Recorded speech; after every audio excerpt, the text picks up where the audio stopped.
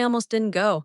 My brother Ryan's engagement party was at one of those venues that doesn't just host events, it ranks people. Floor to ceiling glass, a string quartet, champagne stacked like a monument to money. Everyone looked polished, expensive, untouchable. I stood in my apartment staring at the mirror, adjusting a plain dark button down that I knew would get judged anyway. In my family, simple is another word for failure.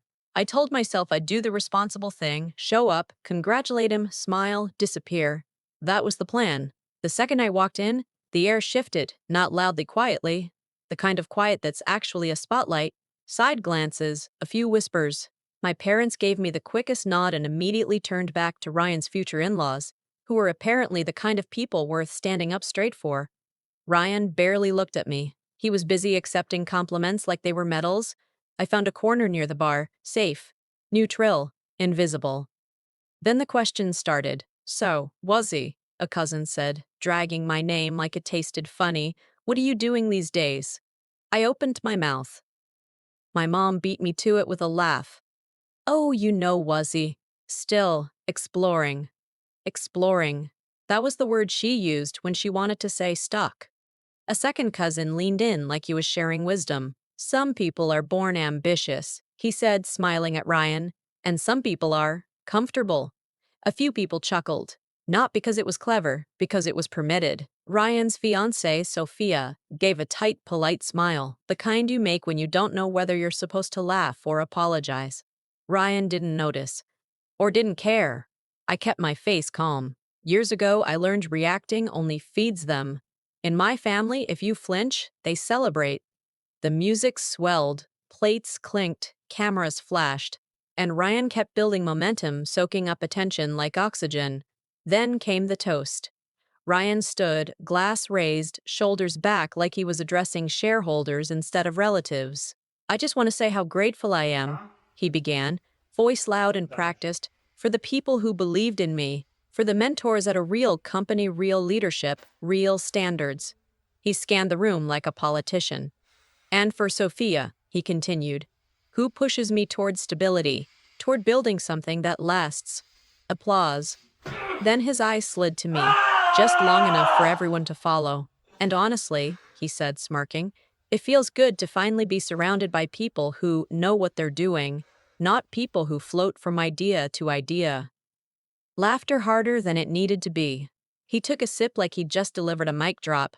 Then he added, casually, like it was a harmless joke, at least now I'll never have to worry about ending up like some people in this family.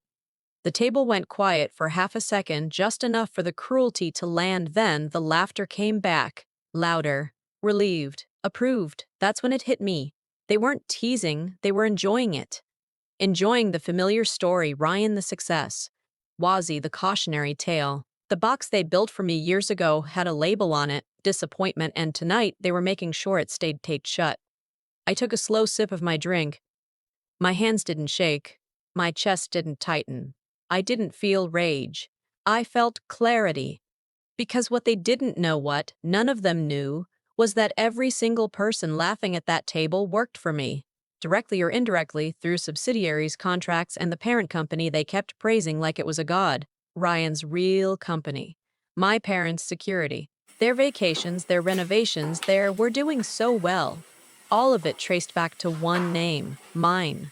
I hadn't planned to say anything. I never do. Silence was my survival skill. But as Ryan set his glass down and smiled like a man who believed he'd won, I understood something with painful simplicity. If I stayed quiet now, I'd be quiet forever. So I let them laugh. I let them settle into their confidence. Then I stood up. The scrape of my chair wasn't loud, but it cut through the room anyway. Conversation slowed. Heads turned. A few people froze with forks halfway to their mouths. I cleared my throat calm, unhurried. I just want to say something quick, I said. Nothing dramatic. That's what made people nervous. Ryan's smile flickered. I'm happy for you, I said, looking at him. Seriously, engagements are a big deal. Commitment, growth, stability. I paused, letting those words hang because I knew they'd been throwing them at me all night like stones.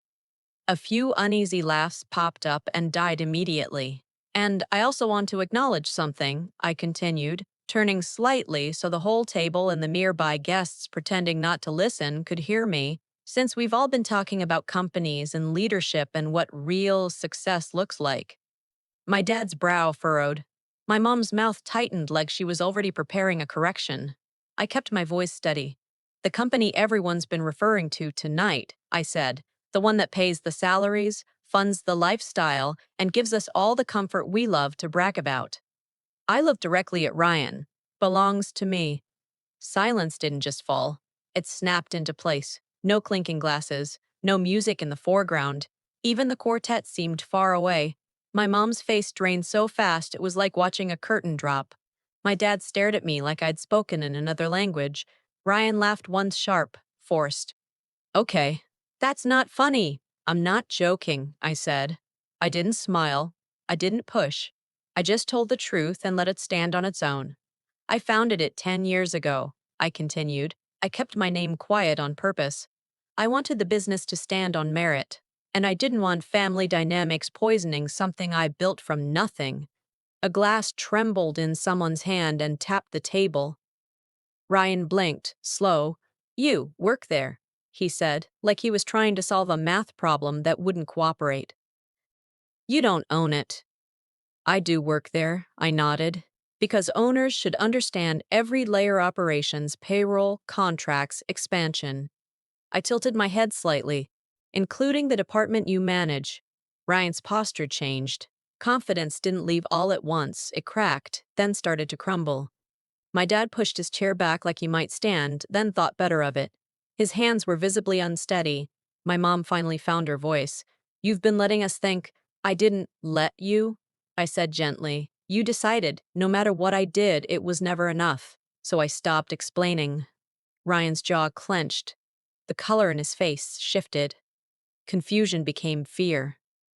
So all this time, he said, quieter now. You could have corrected me. I could have, I agreed. But I wanted to see how you treated me when you thought I had nothing to offer. No one laughed. Not one person. I looked around the table at the cousins who enjoyed the jokes, at the relatives who stayed quiet because cruelty was convenient, at my parents who mistook shame for motivation. I didn't come here to embarrass anyone, I said. But mocking someone you don't understand is dangerous. I picked up my coat, especially when your entire sense of security depends on them. Ryan's mouth opened, but no sound came out. My mom looked like she wanted to rewind the last 5 minutes of her life. I gave Ryan a small nod, polite, controlled. Congratulations, I said. Enjoy your night. And I walked away. Heels on polished floor.